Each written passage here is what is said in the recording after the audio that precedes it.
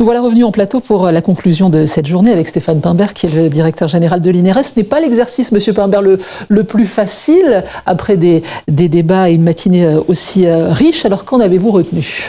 Alors, matinée très très riche, vous l'avez dit, et dernière table ronde le montrait encore plus. Je vais conclure en quelques mots cette matinée de prospective sur les enjeux de santé et de sécurité des évolutions démographiques. Alors d'abord, élément important pour moi, la prospective à l'INRS est un élément, un travail très important. C'est une démarche qui avait été initiée par les partenaires sociaux du conseil d'administration il y a maintenant quelques années, qui est poursuivie avec un sujet différent chaque année, depuis une douzaine d'années. Et c'est un regard qui est un regard important pour la réflexion, pour l'exploration. C'est pas de la météo, c'est pas le fait de voir, mais lorsqu'on explore les transformations futures du travail, on y porte méthodiquement un regard de préventeur, et ce sont des exercices très utiles, encore une fois, aux partenaires sociaux, aux acteurs de la santé et sécurité au travail, aux décideurs, à la direction de l'INRS, pour aider à préparer l'avenir, à identifier les besoins en prévention, parce que c'est un élément important, les difficultés qu'il faudra surmonter, et puis les enjeux sur lesquels il faudra rester vigilant. Il ne s'agit pas, je l'ai dit, d'un exercice de prévision au sens prévision météorologique, mais bien beaucoup plus de réflexion, de fournir de la matière pour agir aujourd'hui et essayer ensemble de construire un monde du travail soutenable, comme ça a été dit il y a quelques instants, un monde du travail qui soit décent et qui permette à chacun de se réaliser et de se maintenir en bonne santé tout le long de sa vie.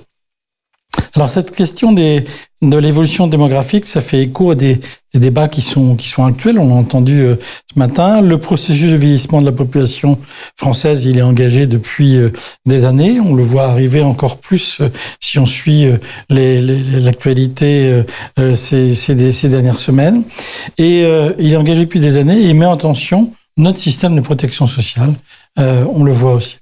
Mais en l'abordant sous un angle qui est celui de la prospective, sous un angle prospectif, en se projetant 25 années en avant, c'était l'objectif de ce travail, en se focalisant sur les enjeux de prévention. Ces travaux permettent de s'affranchir de l'actualité, c'est un des buts, et d'élargir la réflexion au-delà des enjeux d'équilibre financier des régimes sociaux. Alors on l'a compris en écoutant les présentations de ce matin, les défis à venir, ils sont importants. L'augmentation du nombre de personnes âgées dépendantes, l'augmentation du nombre de travailleurs concernés par les maladies chroniques, les tensions de recrutement sectoriel, etc. Pour y faire face, la prévention sera indispensable pour maintenir en emploi des travailleurs qui sont vieillissants, pour préserver la santé des plus jeunes et pour rendre certains secteurs essentiels plus attractifs.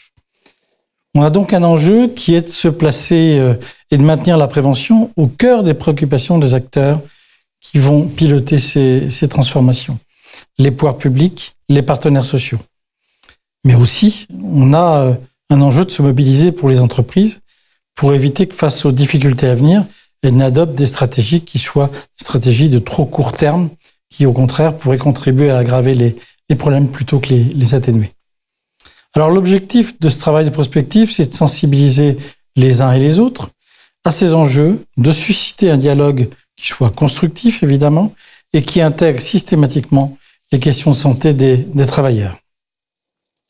Alors je me réjouis évidemment que cette matinée ait permis de mettre autour d'une même table organismes de prévention, syndicats, branches professionnelles, services de santé, de prévention et de santé au travail, chercheurs, car tous les acteurs doivent s'impliquer et se concerter pour demain, pour parvenir demain à cette intégration de la prévention dans des organisations de travail, encore une fois soutenables, tel que ça a été dit il y a quelques instants. Face à ces enjeux, les besoins de prévention, ils vont évidemment encore augmenter dans les années à venir. L'INRS devra tenir le rôle de référent, et il tiendra son rôle de référent en santé au travail, en prévention en santé au travail, aussi bien pour produire des connaissances utiles que pour former, informer ou conseiller les différents acteurs sur le terrain. Les partenaires sociaux qui composent la gouvernance de l'INRS, le conseil d'administration de l'INRS, sont attachés à la mission de l'INRS qui repose sur ces apports qui sont des apports pluridisciplinaires et cette démarche qui crée un lien unique entre recherche et application. Ces partenaires sociaux, ils sont tout autant attachés aux valeurs d'indépendance et d'impartialité de l'INRS qui garantissent la rigueur et la qualité de ses travaux et qui en font un organisme reconnu et de référence en santé au travail.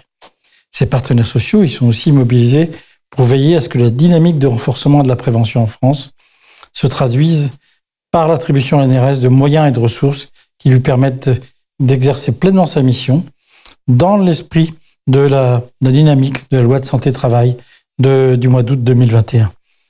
Et dans un contexte où les transformations du travail génèrent et généreront encore des besoins en prévention. Il me reste, j'allais dire par facilité, au moins pour moi, c'est le plus facile, à remercier chaleureusement pour cette matinée fort instructive et à remercier tous les partenaires qui ont contribué à cet exercice, notamment l'assurance maladie risque professionnel, Santé publique France, l'OPP-BTP, le bâtiment, l'OCNAM et Futurible. Et je vous invite, pour terminer, à consulter et à partager le document qui détaille l'ensemble des enseignements de cette démarche de prospective que vous retrouverez sur le site web de l'INRS. Je vous remercie. Merci, monsieur le directeur général de l'INRS, Stéphane Pimbert.